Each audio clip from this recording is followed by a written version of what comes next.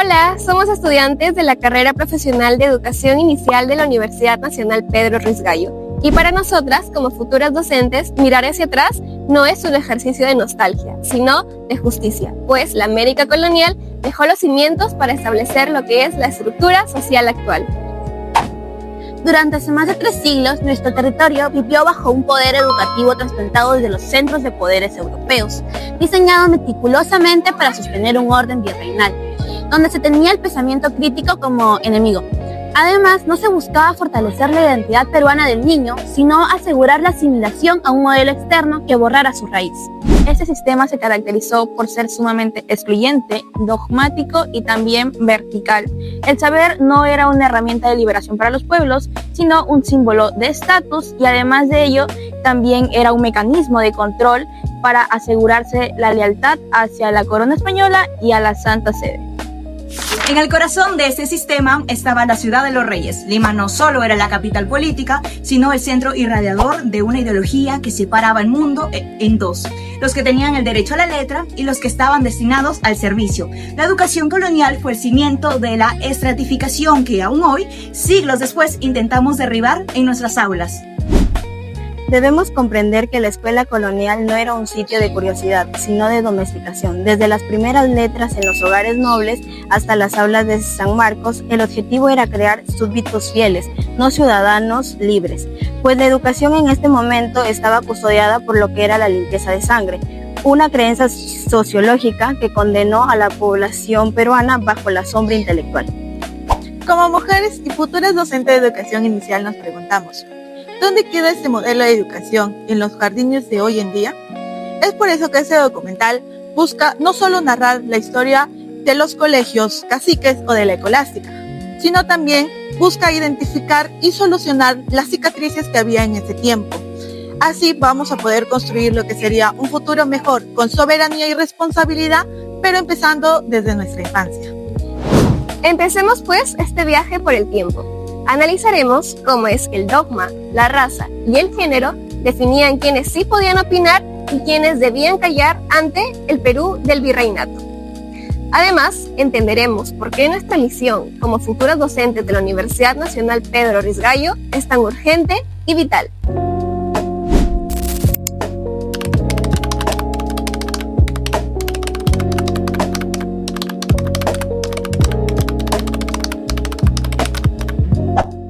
Una de las características centrales fue el dogmatismo religioso. Bajo la escolástica, el conocimiento estaba cerrado. La verdad era dictada por la fe y la autoridad del maestro. La duda y la investigación científica estaban subordinadas a la teología.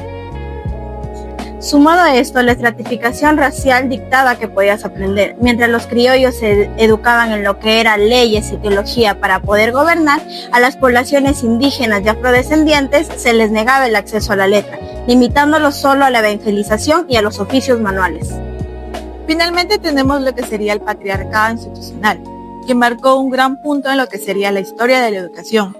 Aquí la mujer fue una gran excluida de lo que sería su educación superior y era restringida ya sea el hogar o sea el convento, y buscaba moldear lo que sería el ángel del hogar, privándola así no solo de sus estudios superiores, sino de sus actividades sociales y políticas.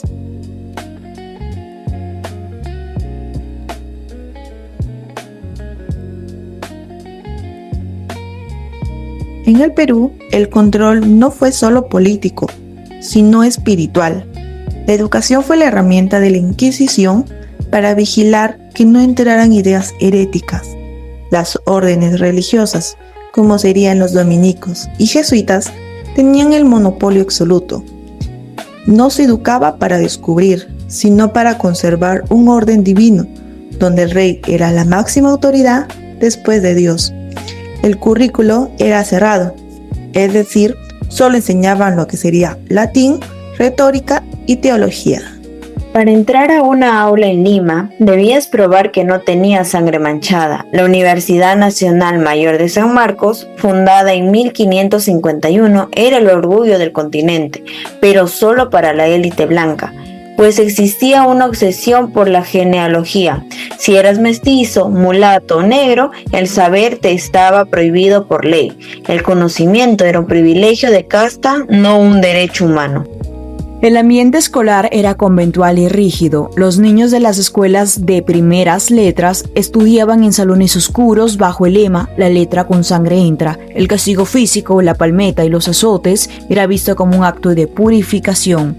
El aprendizaje era memorismo puro. Se valoraba repetir sin entender, anulando cualquier atisbo de la curiosidad natural que hoy defendemos en Inicial.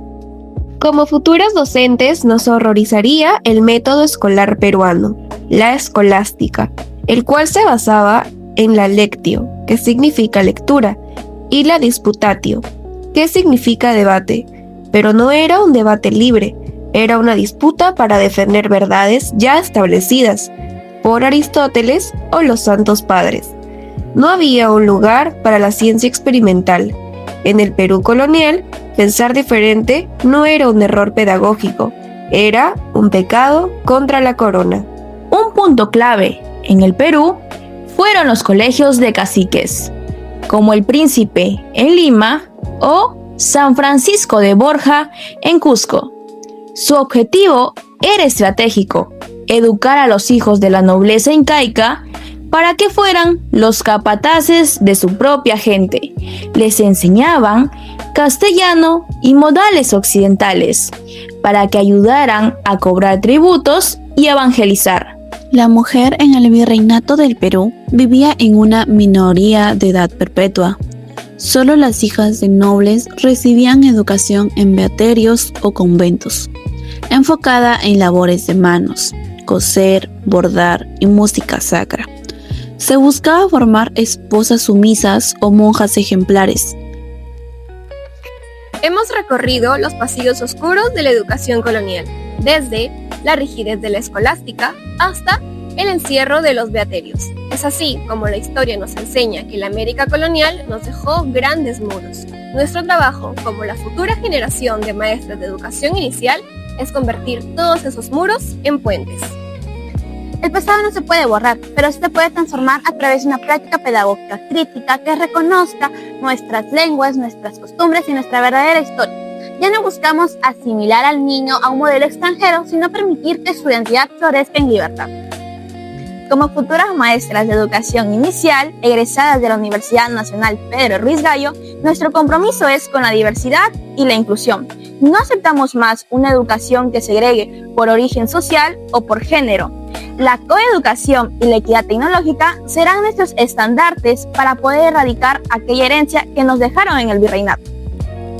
No formamos personas para obedecer ciegamente como se hacía en las escuelas de primeras letras, sino para pensar, sentir y cuestionar. Defendemos la indagación y el juego como los verdaderos motores de una mente libre, dejando atrás para siempre el oscuro lema de que la letra por sangre entra.